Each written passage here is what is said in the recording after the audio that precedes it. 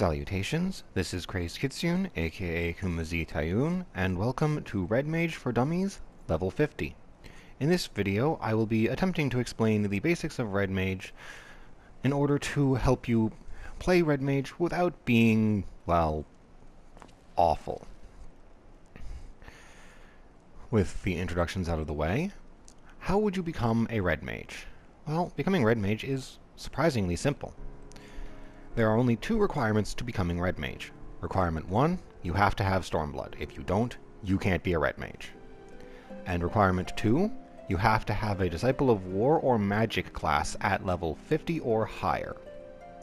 If you meet both of these requirements, then the job quest to become Red Mage will be available to you in the city of Ul'dah. Specifically, it'll be in the marketplace.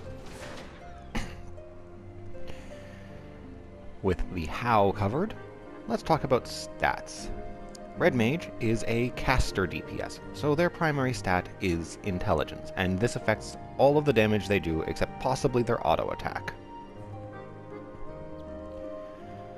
With the stats and the how covered, let's get into the meat of things. Since Red Mage is a pure job, they have no class actions. We'd be starting in traits anyway, though.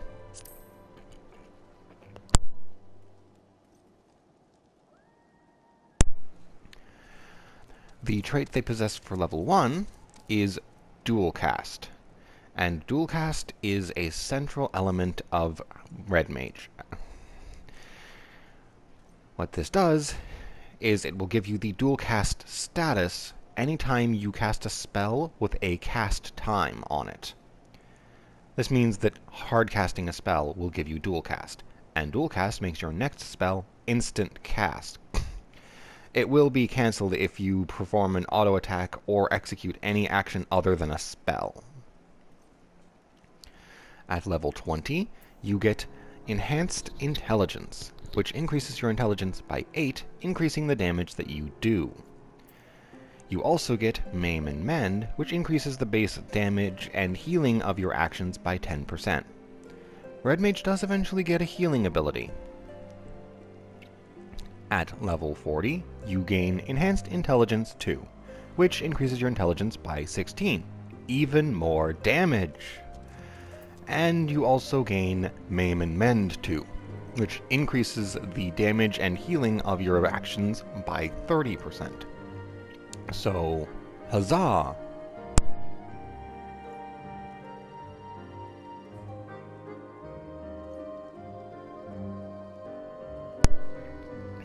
Apologies for the clicking. That's me muting my mic whenever I need to deal with a nose or throat problem, because they hate me.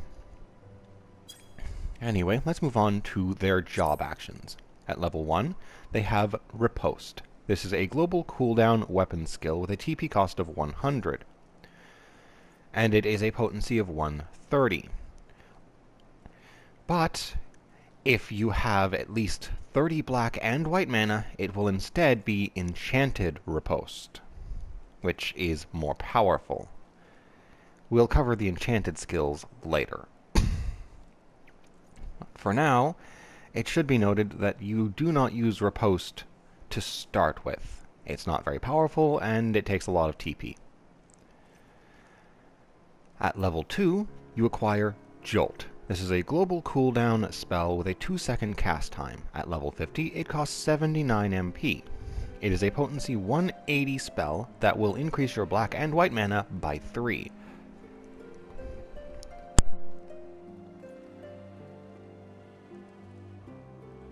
This spell is a very important part of your rotation, as you use it in order to enable you to instantly cast spells like Thunder, which you acquire at level 4.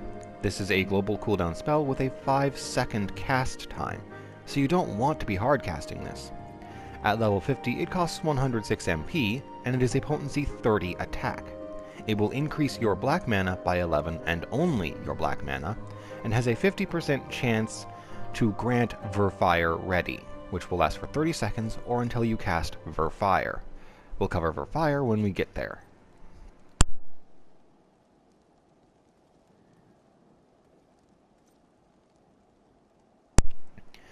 At level 6, you acquire Kora Core, a 40-second cooldown which will allow you to leap to your target and deal a Potency 130 attack. You cannot use it if you are bound in place.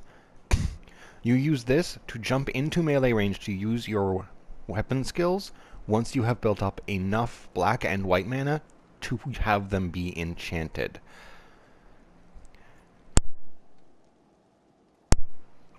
At level 10, you acquire Verero.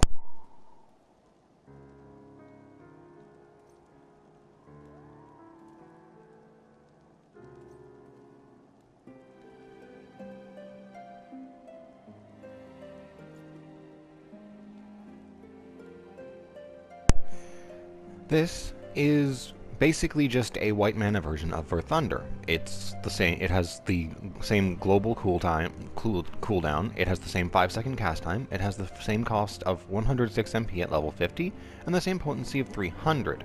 But instead of giving you 11 black mana, it gives you 11 white mana, and has a 50% chance of giving you Verstone ready, which will last for 30 seconds, or until you cast Verstone.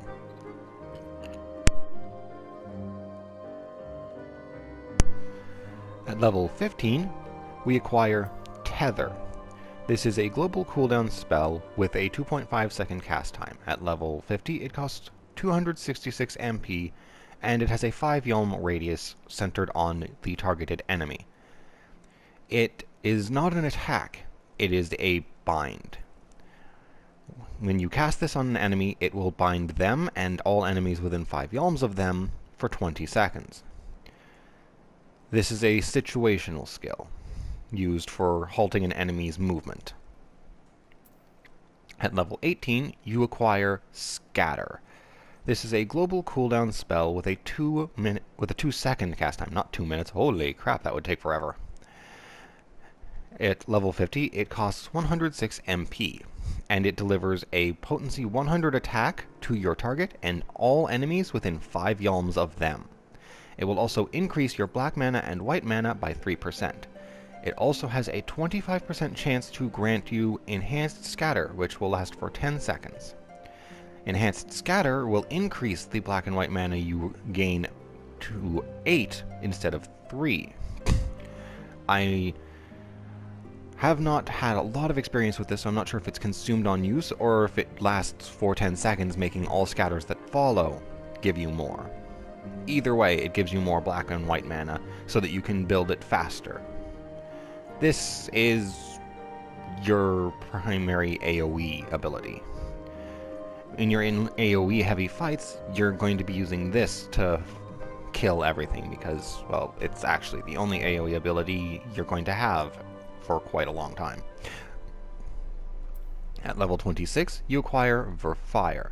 This is a global cooldown spell with a 2-second cast time, and at level 50 it costs 79 MP. Essentially, it's a black mana version to Jolt.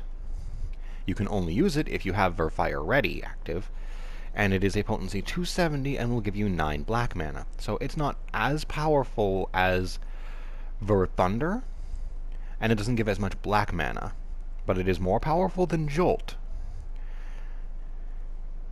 So you will be wanting to use this, but be careful. You don't want to create too large a gap between your black and white mana.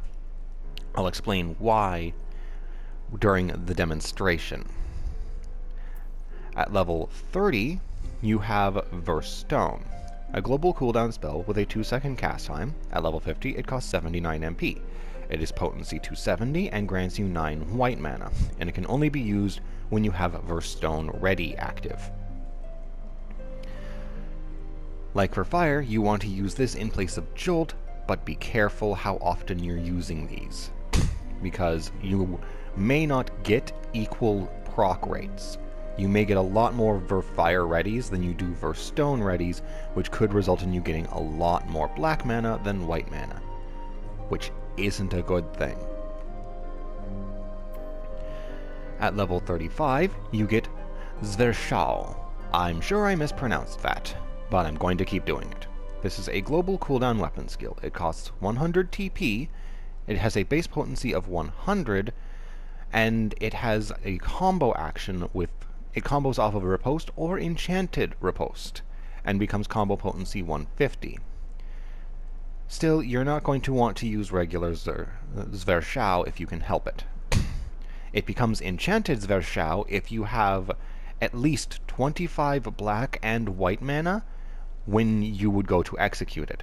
So if you want to do Enchanted Zwerchhau, you need to have... If you want to perform a combo with Riposte into Enchanted Zwerchhau, you're going to need 55 black and white mana, so you use Enchanted Riposte, then Enchanted Zwerchhau. At level 40, you acquire Displacement. This 35-second cooldown can only be used within a 5 yalm range of your target, because it's a potency 130 attack with a 15 yalm backstep that cannot be used if you're bound. You use this when you're finished using your weapon skills to get back out of melee range and resume casting. At level 45, you acquire Fleisch. I'm sure I mispronounced that. This is a 25-second cooldown potency 420 attack that you're just going to be weaving in whenever you can for extra damage on your target. At level 50, you get Redoublement. I'm sure I mispronounced that. It is a global cooldown weapon skill with a TP cost of 100, a base potency of 100, and its combos off of Zwerchhau or Enchanted Zwerchhau, becoming combo potency 230. It will become Enchanted Redoublement if you have both your black mana and white mana at 25 or more. So if you want to perform a full enchanted combo, you need 80 black and white mana at minimum.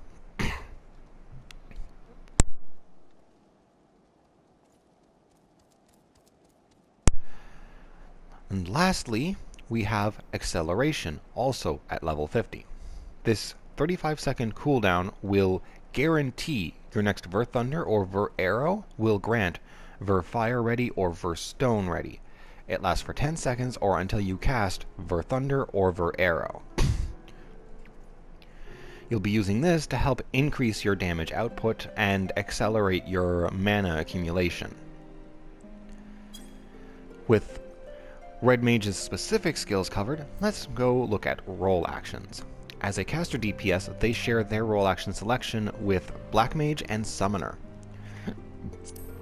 Once you have unlocked a role action slot, it appears to be permanently available to you even when level synced below the level the slot is unlocked at.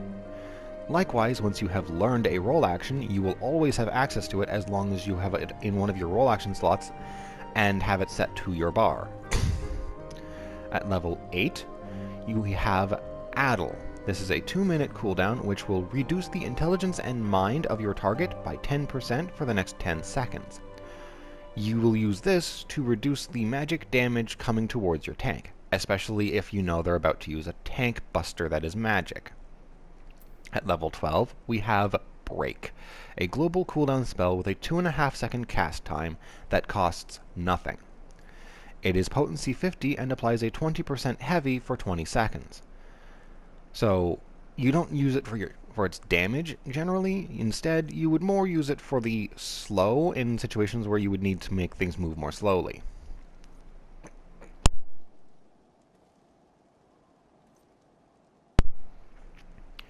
At level 16, we have Drain. This is a global cooldown spell with a 2.5-second cast time. At level 50, it costs 133 MP. It is a potency 80 attack that will absorb some of the damage it does as healing for you.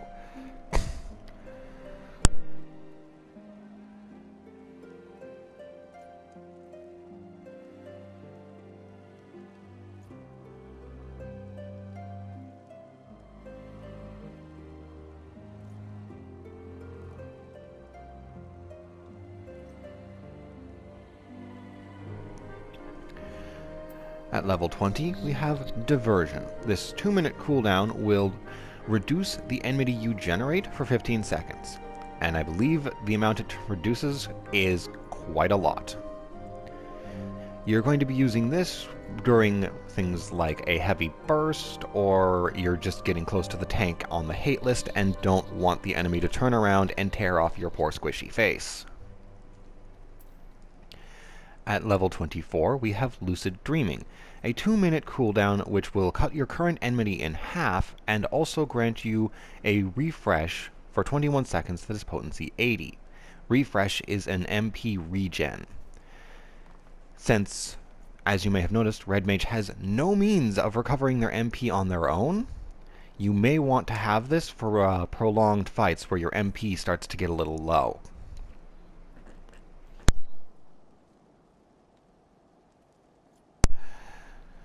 At level 32, we have Swift Cast. This 60-second cooldown will make your next spell instant cast. It lasts for 10 seconds or until you cast a spell. I have it slotted in for a spell that you will get much later. For now, you don't especially need it. At level 36, you get Mana Shift. This is a 2.5-minute cooldown which will transfer 20%, up to 20% of your maximum MP to target party member. I'm not sure if this is a good idea to take on Red Mage or not. If you're a Black Mage, go nuts. You don't have to care. Your MP is basically infinite as long as you're doing your job.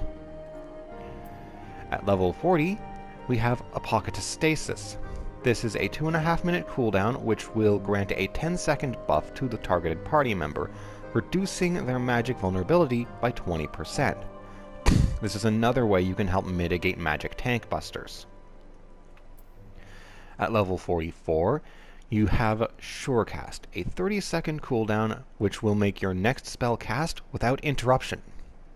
And it will also nullify all knockback and draw-in effects.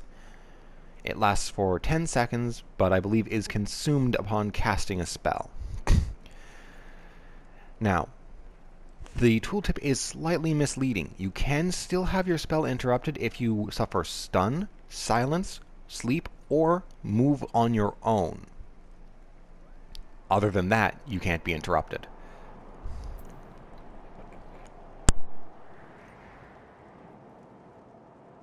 And lastly, at level 48, we have Erase. This is a 90-second cooldown which will allow you to remove a damage over time effect from a target party member who isn't you. And it will also deliver a 200 potency heal to them, which I'm sure is going to have its uses. With all that out of the way, before we get to the demonstration, you can see in the bottom right my balance gauge. This will show how much of each mana type you have. Now, for demonstration purposes, instead of going into a rotation, I'm going to build up an excess of one type of mana.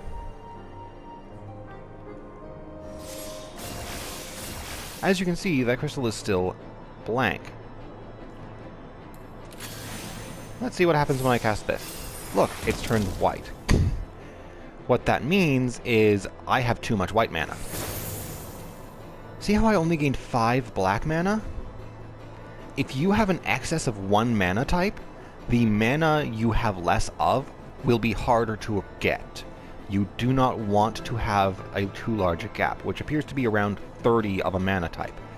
If you have that much mana, you're in trouble. Now I'm just going to get the mana built up a little bit. And there. Now just to burn off most of that.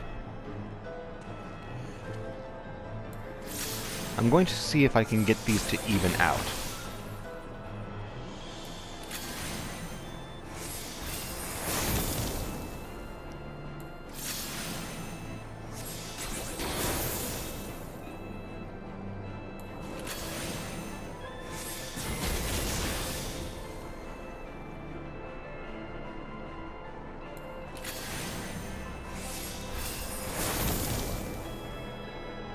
Yeah, it doesn't look like they're going to even out.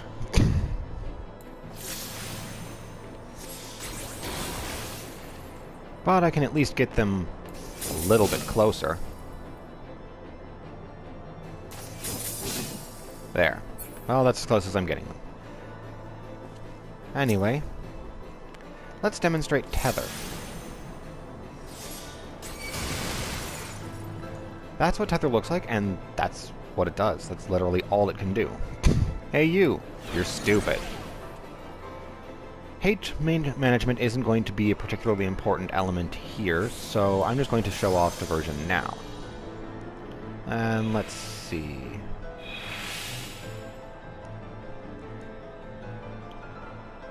Now, I wonder what'll happen if I use Swift Cast and then Jolt. Yeah, as you can see, since I didn't have a cast time on Jolt when I used it, it didn't give me dual cast. I can't demonstrate a Pocket Stasis, sadly. And I'll be saving the Lucid Dreaming demonstration for later. So, without further ado, let's get started with a demonstration of your rotation, which does include a priority system based on whether or not you have Verse Stone and Verse Fire ready procs. So, first thing I'm going to do is I'm going to pop Acceleration.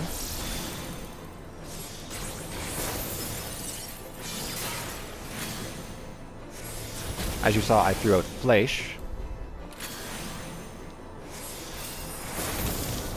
Oh, I'm getting very lucky right now. Alright. Now, you always want to cast the element you have the lower value of.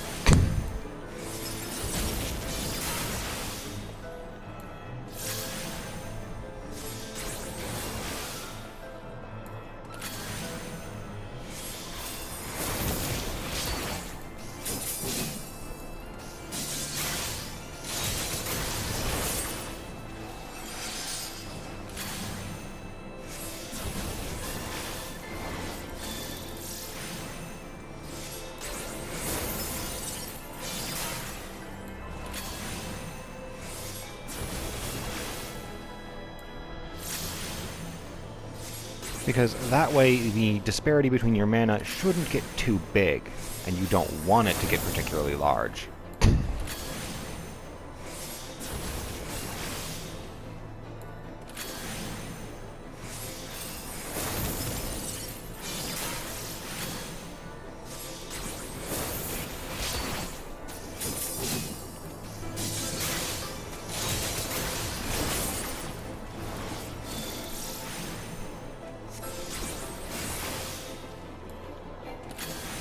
But as you can see, your rotation is just constantly doing this.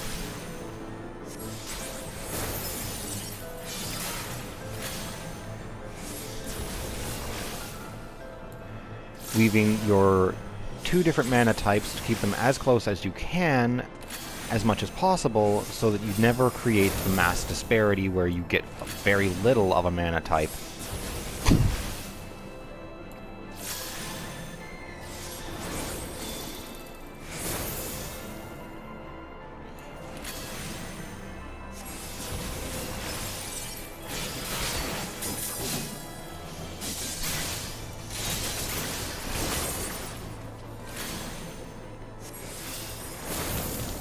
I'm going to go for one more rotation, just because this is really fun.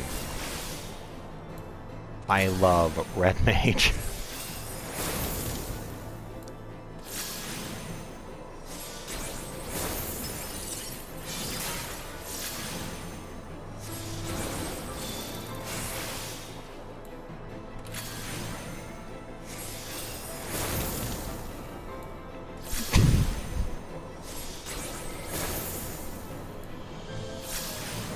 And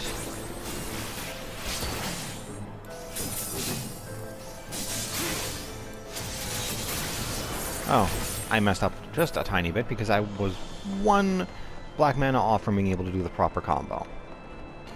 Yeah, I'm still a little bit inexperienced, obviously, but with that, I have shown off all of the skills and shown your basic rotation. If you're not getting any Verse Stone ready or Verse Fire ready procs other than when you use Accelerate, then your rotation is just constantly using Ver Arrow and Ver Thunder in a cycle. If you are getting those procs, then you will be using Verfire and Verstone to speed up your mana gain and also increase your overall damage. You'll be weaving Fleishin whenever it's off cooldown, and whenever Acceleration is off cooldown and you're going to be casting a Ver Arrow or Ver Thunder, you will activate that as well. Once you have enough black and white mana to wield your enchanted combo, you would use your enchanted combo. Oh, yes. I didn't demonstrate Scatter. So, I'm going to cast Scatter.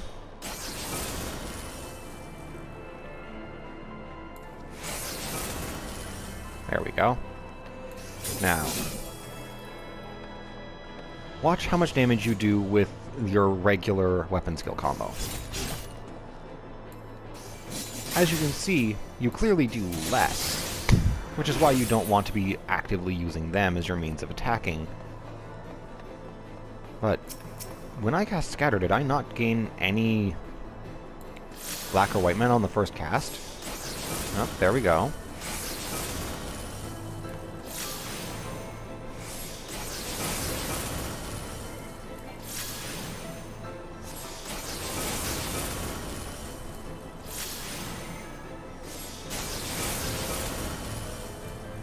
But yeah, this is essentially what you do in AoE fights.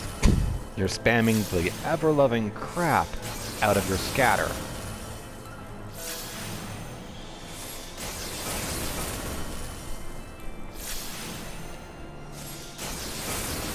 You will later get an AoE weapon skill, which, like your other weapon skills, becomes an enchanted skill.